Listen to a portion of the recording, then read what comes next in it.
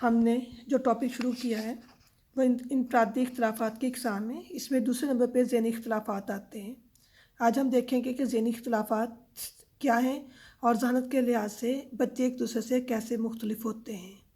इसमें पहले short question start करता है कि ज़हानत के लिहाज से बच्चों को कितने हिस्सों में तकसीम किया जाता है। इसका जवाब है ज़हानत के लिहाज से बच्चों को 3 हिस्सों में तकसीम किया जाता है। नंबर 1 पे ज़हीन बच्चे, नंबर 2 पे मतवस्त बच्चे, नंबर 3 पे कुनज़हन बच्चे। इसके बाद जो माहिरीन हैं, माहिरीन तालीम है, उन्होंने ज़हानत की पैमाइश के लिए एक कुलिया तरतीब दिया है जिससे बच्चों की ज़हनी सतह का अंदाज़ा लगाया जाता है और इस कुलिये का नाम मिकास ज़हानत है। मिकास ज़हानत मालूम करने का तरीका ये भी दूसरा शॉर्ट क्वेश्चन है कि मिकास ज़हानत का फार्मूला तहरीर करें। तो इसका फार्मूला है मिकास ज़हानत इज़ इक्वल टू ज़हनी उम्र बटा तबई उम्र ज़रब 100। मिकास ज़हानत की रोशनी में माहिरीन ने बच्चों को ज़हानत के लिहाज से मज़ीद हिस्सों में तकसीम किया है।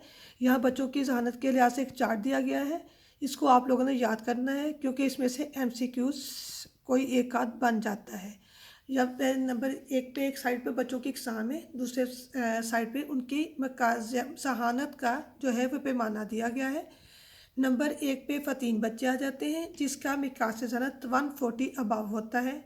नंबर 2 पे ज़हीन बच्चे, इनका मिकास ज़हानत 110 से लेकर 139 तक होता है। मतवस्त बच्चों का 90 to 109, कुनज़हन बच्चों का 80 to 89 तक होता है। कम अक्ल बच्चों का मिकास ज़हानत 70 to 79 तक होता है।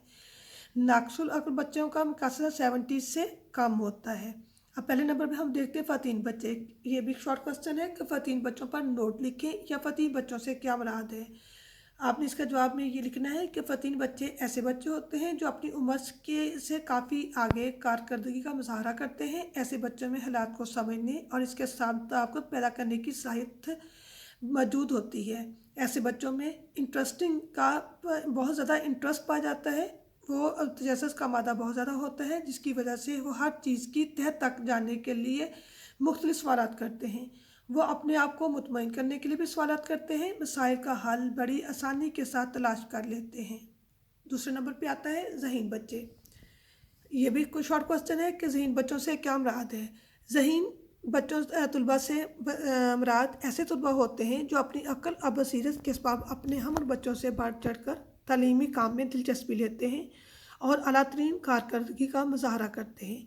वो न सिर्फ तालीमी मैदान में पेश होते हैं बल्कि अपनी अक्ल और समझ से अपने दीगर मसाइल का हल भी खुद तलाश कर लेते हैं।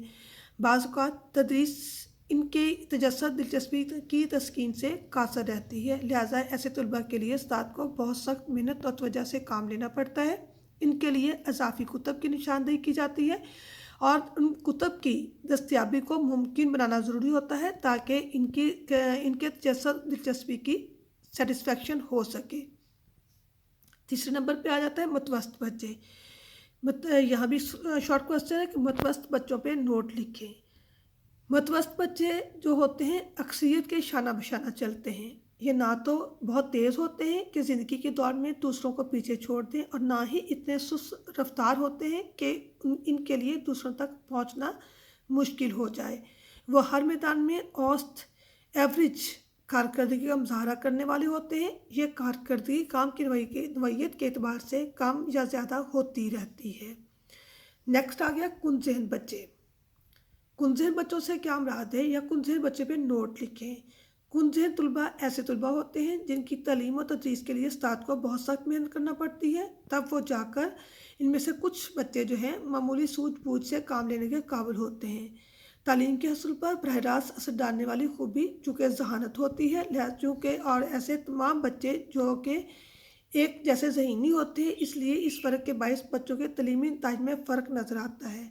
अक्सर देखने में आया है कि जमात में चंद बच्चे तो सबक पहली ही कोशिश में समझ लेते हैं और देर तक याद रखते हैं, जबकि कुछ बच्चे ऐसे होते हैं जो उस्ताद के बार बार बताने के बावजूद कुछ नहीं सीख पाते या अगर वो सीखते हैं तो वह जल्दी भूल जाते हैं। ऐसे बच्चों का शुमार कुनज़हन बच्चों में किया जाता है। नेक्स्ट है कम अक्ल बच्चे। कम अक्ल बच्चों से क्या मुराद है। कम अक्ल बच्चे बहुत ही सादे होते हैं। ये हालात को समझने से कासर होते हैं। ان میں خود سے کام کرنے کی جو ہے صلاحیت موجود نہیں ہوتی۔ جب ان سے سوالات کیے جاتے ہیں تو ان کے جوابات غلط دیتے ہیں۔ ان کی یادداشت میموری بہت کم ہوتی ہے۔ ایسے بچے عموماً اپنی طبعی عمر سے کافی کم کارکردگی کا مظاہرہ کرتے ہیں۔ مثلاً اگر یہ بچے 4 یا 5 سال کے ہوتے ہیں لیکن 4 یا 5 سال کی بجائے وہ 6 یا 7 سال کی عمر میں اسکول جانا شروع کرتے ہیں، یعنی کہ 4 یا 5 سال کی جو اس کی فزیکل ایج ہے اس میں وہ 6 یا 7 سال کی جو ہے بچے ذہنی عمر رکھنے والے بچے ہیں ان کے برابر وہ کام کرتے ہیں، لیکن یہ بچے بمشکل 4 یا 5 سال کی عمر کے بچوں کے برابر ہوتے ہیں۔ یہ بچے اپنی جسمانی ضروریات کو پورا کرنے کے قابل تو کسی حد تک ہوتے ہیں لیکن کسی کام کو جلد نہیں کر سکتے۔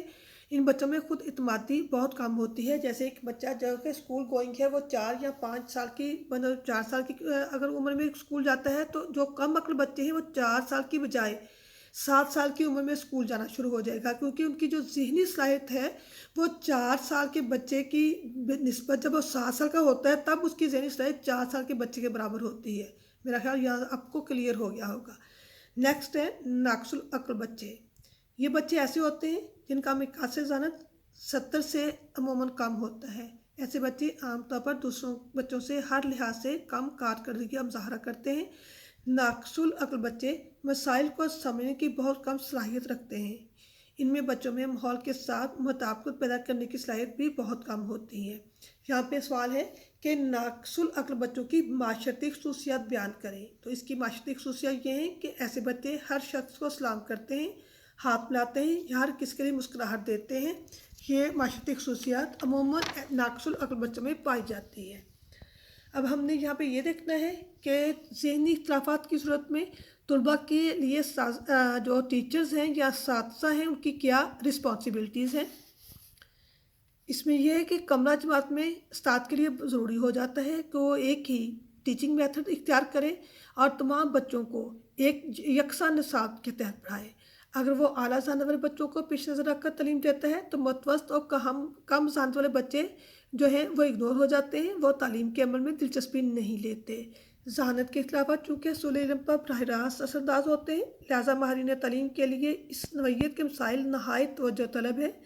ہمارے جیسے معاشرے میں مقیاس ذہانت معلوم کرنے کا رواج تو نہیں، لیکن ہم بچوں سے سوالات کے ذریعے ان کے مشاغل، گفتگو اور دلچسپیوں سے ان کی ذہانت کا اندازہ کر کے انہیں ان کی ذہانت کے مطابق تعلیم دے سکتے ہیں۔ چونکہ بچوں کے ذہنی اختلافات تعلیم میں بے حد اہمیت کے حامل ہوتے ہیں، اس لیے ایک ٹیچر کے لیے ضروری ہے وہ طلباء کے درمیان تعلم کے فرق کا ان کی ذہانت کے پس منظر میں جائزہ لے اور مختلف قسم کے بچوں سے یکساں توقعات وابستہ نہ کرے، ورنہ ممکن ہے کہ متوسط اور کم ذہانت والے بچے تعلیم اور تعلیمی اداروں سے بددل ہو جائیں۔ معمولی ذہانت والے بچے کیونکہ زیادہ تعلیم حاصل نہیں کر سکتے، اس لیے انہیں کوئی عملی کام جن کے پریکٹیکل ورک سیکھنے کا موقع دیا جائے، انہیں ایسے مشاغل کا موقع دیا جائے جن کے باعث ان کی دلچسپی جو ہے وہ تعلیم میں قائم رہے اور وہ اعلیٰ ذہانت کے بچوں کے سامنے احساس کمتری یا شرمندگی کا شکار نہ ہوں۔